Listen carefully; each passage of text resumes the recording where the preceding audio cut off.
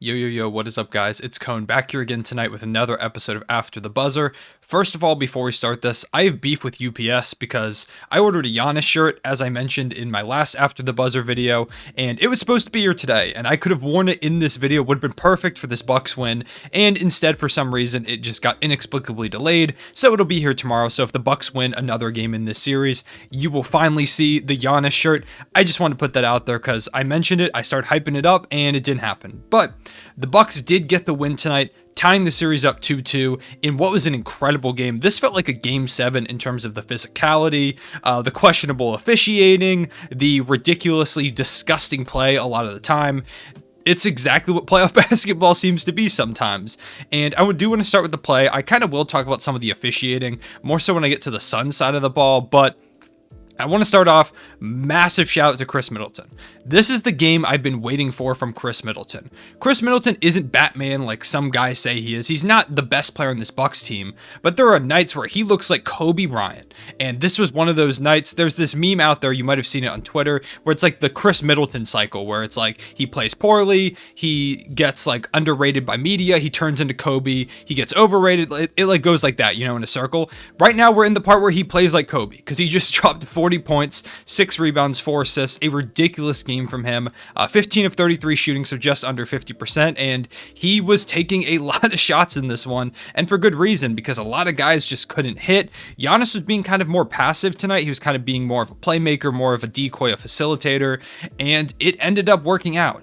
Maybe he just wanted to get Chris Middleton going because they don't win this series unless Chris Middleton gets going, especially with the way Jrue Holiday has played offensively, because boy, was this another one of those Jrue Holiday, 4 of 19 shooting games. It was awful to watch Jrue Holiday on the offensive end of the ball. I just don't know why he can't make some of these shots. It's like he gets wide open layups and he just decides to miss them for some reason.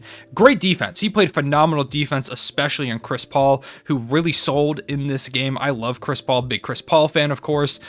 But this was not Chris Paul's finest moment. A really poor outing from him. Bad shooting.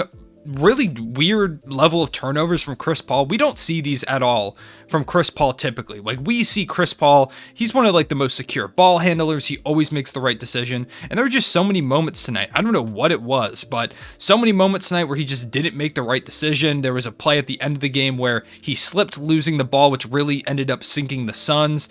It was just weird to see from a player who's been so clutch and so good in these big moments throughout his career to just kind of fall apart. And I think a lot of that is due to Jrue Holiday. I hope people more so talk about the way that Jrue Holiday played defense on him rather than the way that Chris Paul stunk, because while Chris Paul did stink, a lot of that was due to the fact that Jrue Holiday was clamping up.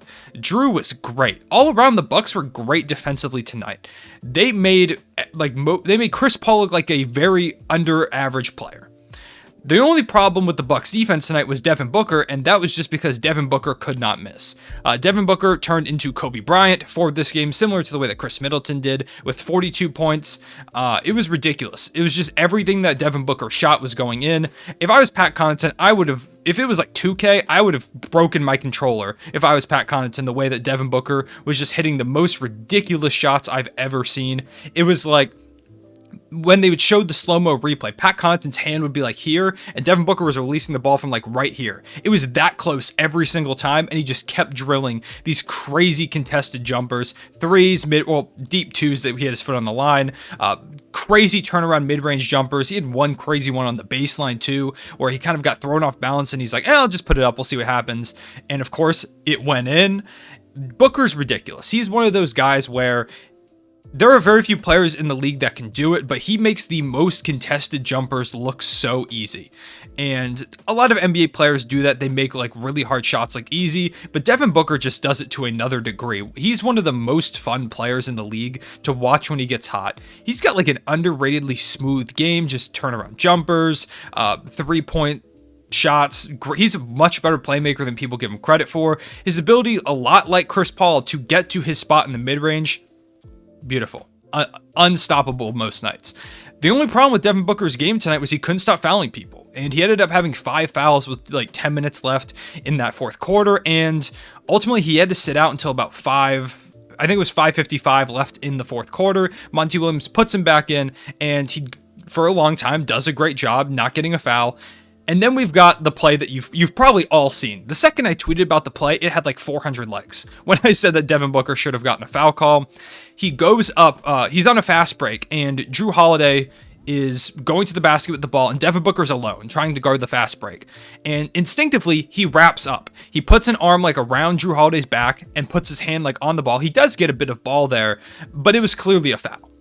And just like in real time, I was like, why aren't they calling that? And then Giannis comes up and gets the putback, and I was like, oh, it didn't matter because Giannis got the putback layup, so whatever, it evens out in the end.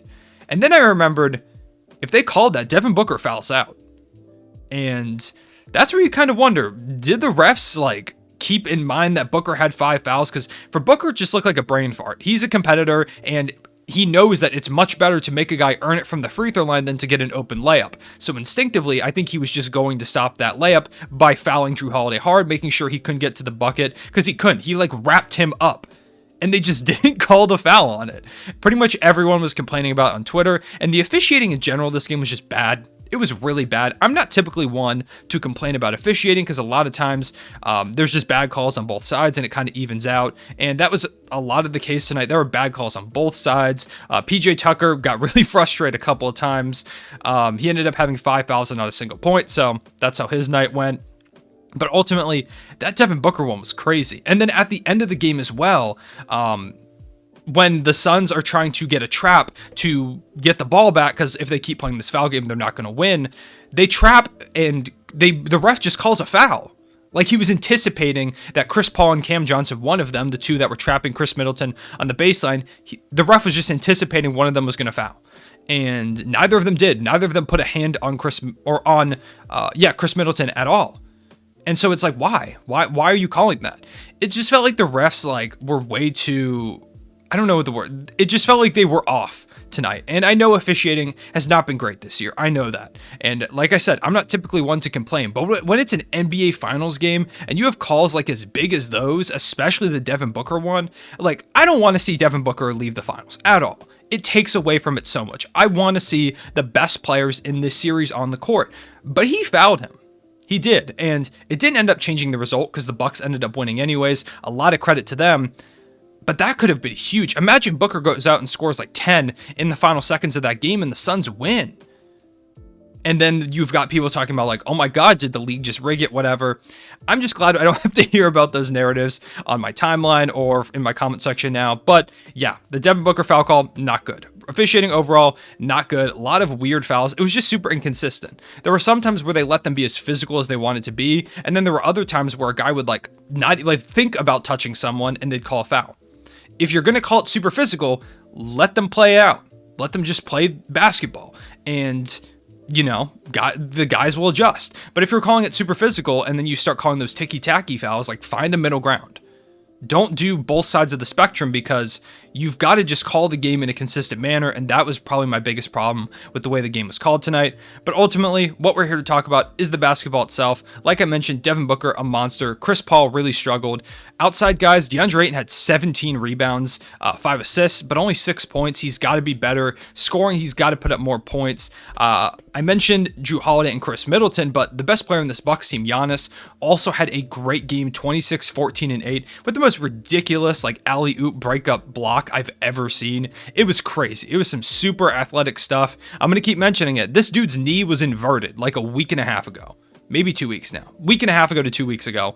And the fact that he's getting up on that, it was ridiculous. Giannis has been so good, continuing to establish himself as the favorite for Finals MVP, assuming the Bucks win.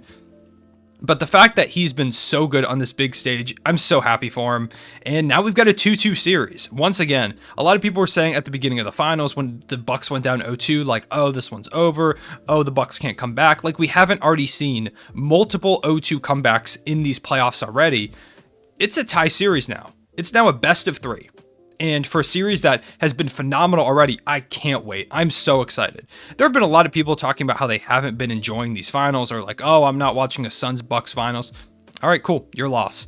If you're not watching these finals, you're missing out big time because this is some of the most fun I've had watching basketball in a while. Both these teams are competing really, really hard. So many great storylines on both sides, so many great players on both sides, so many great plays. It's ridiculous the number of great plays we see from all over the court. Cam Johnson was electric tonight, and he's a guy that a lot of people, I guarantee you, the casual fan has no idea who Cam Johnson is. But if you watch these finals, you will know who Cam Johnson is because a lot of times he's been the X factor for this Suns team. Ultimately, the way that the Suns need to readjust, I think, is the Bucks are playing super physical now.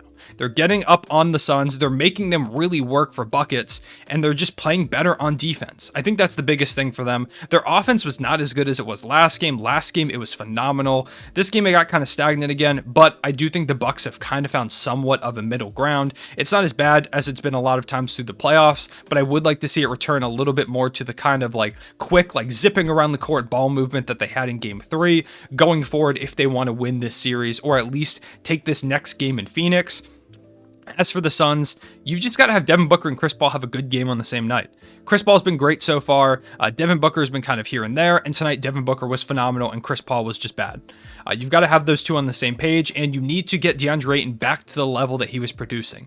The Bucks have done a good job of taking DeAndre Ayton out of these games. You've got to adjust. You've got to find ways to get him touches, get him in a rhythm, because if he's not scoring, it's going to be a long night. And you need him to play a lot of minutes as well.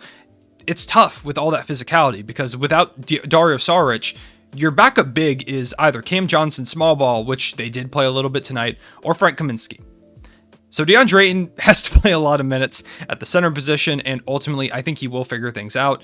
But these last couple games, it seems like the Bucks have kind of figured him out.